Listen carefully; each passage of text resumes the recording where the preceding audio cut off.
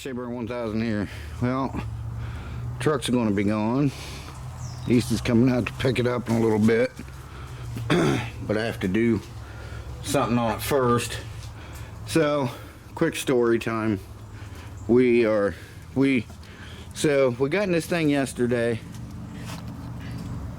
and we was going to go get a bite to eat, go to the antique mall, which was pretty much right beside the restaurant, just right up the road here.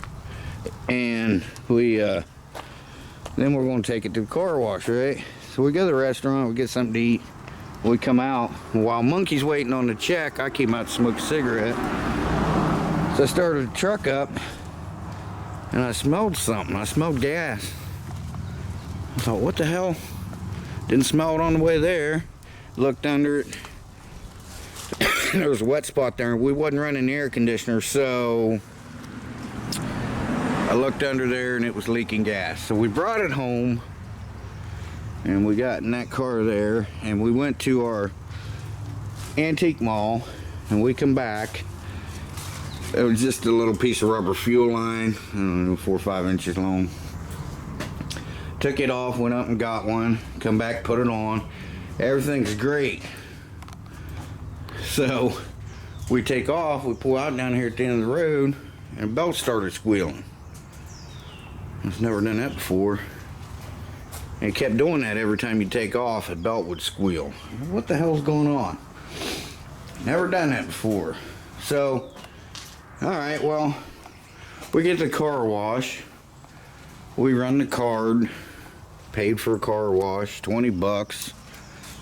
And pulled out of the car wash, and it was worse, or not worse, it was just as bad as when we went in. I said, no, we gotta pull around and make them run it again. They said, we can run it again, but in the hood, it took nothing off the hood, because the bar would not come down because of this roof rack, which I know some of them have sensors. It'll come down and get your hood and get your windshield, and as soon as it hits the sensors, it raises up, but it didn't do nothing. So I was like, dude, look at this thing. I said, it doesn't look any better. We just gave you guys 20 bucks to run it through the car wash. And he said, well, what do you want me to do? I said, well, you can either go get a bucket, or you can give us a refund. So we had a refund. I still had to come home. We washed it ourselves. So we get home, and I bought some stuff, some belt dressing. Got it all cleaned up. I thought, I'm gonna put some belt dressing on these belts, and I got to looking. There was one missing, the alternator belt. Gone, clear gone. I was like, what the hell? So I reached in, I started up, and sure enough, the battery light did come on. And I asked Monkey, I'm like, why didn't you tell me the battery light was on? Because, we had stopped at the parts store when we left the car wash, so I could get some belt dressing. And I said, I could have just got some belts while we were there. Well, I don't know, I didn't see it. So anyway, so she's on her way out now, and they're going to grab some belts. We're going to put all 3 of them on it, because these ones aren't that great. I thought I put new belts on this, but I didn't. I put new plug wires on it, but I don't know if I can get some light here. Yeah, you guys see that? So we're just going to put all 3 of them on, because you got to take these 2 off, because the alternator belt's the one on the inside, so we got to take those 2 off. There's the other one over there hanging to get to the alternator belt. So I told her, I said, look, I said, they're off, just put all 3 of them on there. She was like, yeah, that's no problem. So it's like the truck don't want to leave, but I'm helping out my niece, and I told her, I said, just, the tags are good. I think we got those, I can't remember, but we just got them in August. So I said, just, use them tags to get you home and whatever, and whenever you go get it registered in your name, we'll come and get the tag. It's not a big deal. That way she's not running with no tag, you know. So, but yeah, I'm helping her out. So we just gave it like a quick wash. I still got to get my stuff out of the back of it from when I was because I would use this truck to go down. That's what the tables are for, and sell my stuff down at the end of the road. So that's what's in here, like flea market stuff. And that's what those two things are. Chain sharpener for a chainsaw and spray gun. So, you know, we didn't detail it, but I told her, I said, you know, we'll throw a quick wash job on it for you, but she can detail all that, you know. So, yeah, the old truck's gonna go, but that's all right. So, all right, I'll be back with you in a minute, guys. All right, guys, there it goes.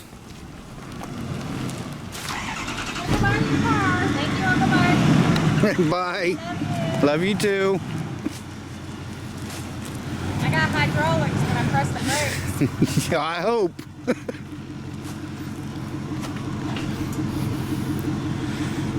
And there she goes.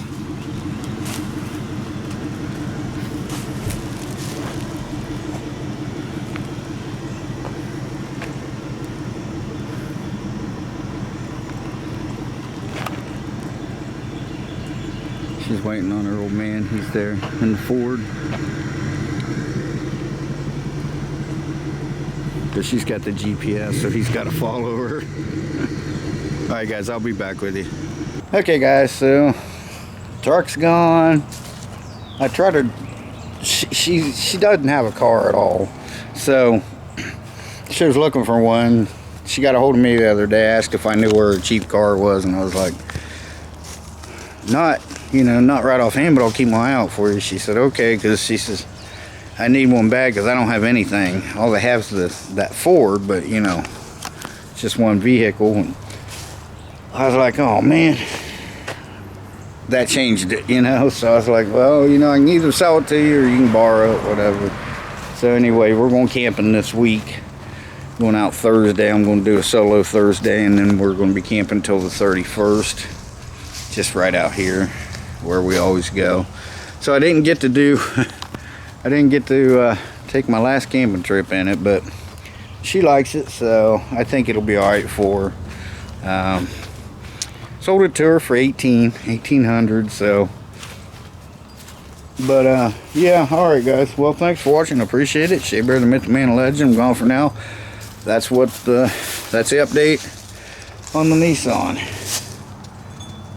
Now Monkey said we need to find something else. She's wanting a convertible or something, so I don't know. All right guys, bye bye.